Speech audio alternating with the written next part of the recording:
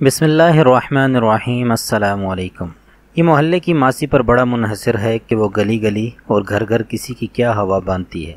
ماسی اچھائی یا برائی کی گھنٹی محسن کے گلے میں باندھ دے یا رقیب کے، کون بیچارہ پھر سب کو وضاحتیں دیتا پھرے۔ ماسی چودھری کی زبان و بیان پر لائے، محلے کے منشی یا چھوٹے تھانے دار کے بارے میں افواہ اڑائے۔ ماسی تو ماسی ہے، محلے میں رہنے والے ہوں یا محل میں، وہ جانتے ہیں ماسی ترقی کر کے اب ایک کیفیت بن چکی ہے جو کہیں بھی اور کسی میں بھی گھس کر بیٹھ جاتی ہے۔ حقیقی لیڈرشپ کے مگر کان کچے نہیں ہوتے، گویا یہ اسٹیٹس مین ان ماسیوں کے چکر میں نہیں آتا۔ لیڈرشپ قوم کی اٹھان اور بین الاقوامی شان کو مد نظر رکھ کر آگے بڑھتی ہے۔ اگر لیڈرشپ کو اپنے انتظار، اپنی نیند اور اپنی بھوک پر کنٹرول نہ ہو تو یہ بگاڑ کا تو پیش خیمہ بن سکتی ہے، بناؤ کا نہیں۔ دراصل بناؤ اور حقیقی لیڈرشپ کا چولی دامن کا ساتھ ہوتا ہے۔ اگر کوئی آپ کی چھتری تلے دوسری چھتری چھوڑ کر آئے تو اس کا مطلب یہ قطعی نہیں کہ آنے والا اگر پہلے نامناسب تھا تو آپ کی قربت میں مناسب ہو گیا۔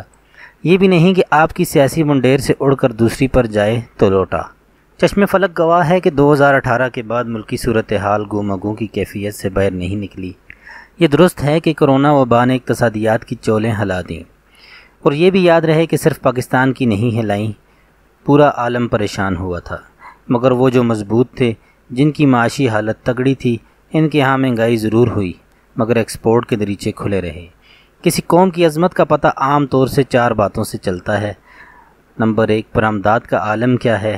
نمبر 2، یونیورسٹیوں کی ریسرچ عملی دھارے میں کتنی شامل ہے۔ نمبر 3، استاد کا احترام کتنا ہے۔ نمبر 4، عدل و انصاف کا اونٹ کس کروٹ بیٹھتا ہے۔ لیکن ہمارا معاملہ یہ ہے کہ ہمارے مقبول ترین لیڈر نے 22 سالہ جدوجہد کے بعد پاکستان کے سب سے بڑے صوبے کے لیے سردار عثمان بزدار دریافت کیا، اور 26 سالہ محنت کے بعد چودھری پرویز الہی ملا، وہ شخص جو بین الاقوامیت کی علامت گنا جاتا تھا۔ جب انہوں نے اقتدار سنبھالی تو سب سے زیادہ پسپائی بین الاقوامیت ہی میں ہوئی۔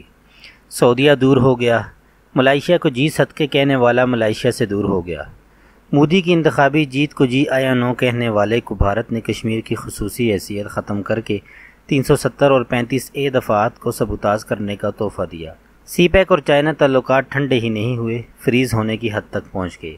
وہ امریکہ جس نے کووڈ-19 سے بچنے کے لیے پاکستان کو 6.3 ملین ویکسینز دی تھیں، اس سے تعلقات خراب ہو گئے۔ امریکہ مخالف سیاست کو بروئے کار لائے اور ماضی کی طرح ریاست مدینہ کے نام پر سیاست کو استوار کر کے انقلاب لانے کے وہ پرانے طریقے آزمائے گئے کہ رہے نام اللہ کا۔ دوسری جانب جانے نون لیگ کو کیا نظر آیا کہ 4 دن کی چاندنی کے لیے اپنی سیاست کا حشر نشر کر لیا۔ نون لیگ کا کامیاب حکمران ایک ہی بیانیہ تھا کہ اس نے ملک کے طول و عرض میں ترقیاتی کام کرائے، بجلی کی کمی پوری کی، 18ویں ترمیم میں پیش رہی۔ بیانیہ بھی وہ جو جسمانی شکل رکھتا، نہ کہ جھوٹ کا پیراہن۔ مگر طریقے عدم اعتماد کی حاصل کردہ کامرانی کے بعد وہ کوئی بیانیہ بنا سکی نہ دکھا سکی، کیونکہ وقت ہی مشکل تھا۔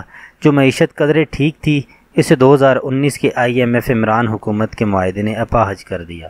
بیساکھی سے چلنے والی معیشت کو ریس کا گھوڑا سمجھ کر شہباز حکومت نے اپنی اننگ کا آغاز کیا، جسے عالمی پذیرائی نصیب نہ ہوئی۔ عالمی برادری نے سابق وزیر اعظم کی باتیں اور نعرے سن کر پاکستان کو غیر یقینی صورتحال کی آماجگاہ قرار دے دیا۔ فیٹف سے خدا خدا کر کے نکلے تو IMF میں پھنس گئے، IMF سے نکلے تو 20 سیٹوں پر نون لیگ کی شکست کے سبب ڈیفالٹ ہونے کی دہلیز پر جا پہنچے۔ میں ڈالر کی موجودہ قیمت اگر 230 کہوں تو ہو سکتا ہے کہ خاکسار کے سریر خامہ کی بازگشت تک یہ مزید اوپر چلا گیا ہو۔ یہی وہ خطرہ تھا جس سے عمران خان نے بطور وزیر اعظم ڈرایا دھمکایا تھا کہ میں باہر زیادہ خطرناک ہو جاؤں گا، اور وہ زیادہ خطرناک ہو گئے۔ اس پر انہوں نے یو ٹرن بھی نہیں لیا۔ اب اقتصادی گڑبڑ بے یقینی کا عالم یہ ہے کہ وفاقی وزیر خزانہ اگر یہ کہیں کہ 2 ارب لیٹر ڈیزل موجود ہے اور 60 دن تک درآمد کرنے کی ضرورت نہیں، تو داخلی اور خارجی سطح پر کوئی ماننے کو تیار نہیں۔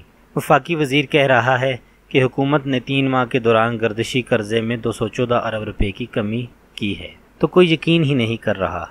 دعویٰ یہ ہے کہ ہم نے ڈالر کے ان فلو اور آؤٹ فلو میں توازن قائم کر لیا ہے، مگر عام آدمی کے حالات تو بد سے بدتر ہو گئے۔ پنجاب کی تبدیلیوں کا چکر اور مکر مزید لے ڈوبے گا۔ میڈیا اپنی اپنی اور سیاستدان اپنی اپنی بولی بولتے رہیں گے۔ کوئی اسٹیٹس مین نظر نہیں آ رہا جو اسٹیٹ کی بولی بولے۔ جھوٹ ہے کہ مہنگے داموں بک رہا ہے، اور یہ جھوٹ رزق اور اقتصادیات کو کھا گیا ہے۔ وفاقی حکومت کی ساکھ پرانے جھوٹوں سے پیمد خاک ہو چکی، پھر بھی ہم فہم و فراست کو اپنی دہلیز پار نہیں کرنے دے رہے۔ مگر ماسیوں کو آنے کی اجازت ہے جو شر کا دورہ کیے ہوئے ہیں۔ لیڈرشپ اور قوم کے کان کچے ہوں تو نصیب یہی ہوتا ہے۔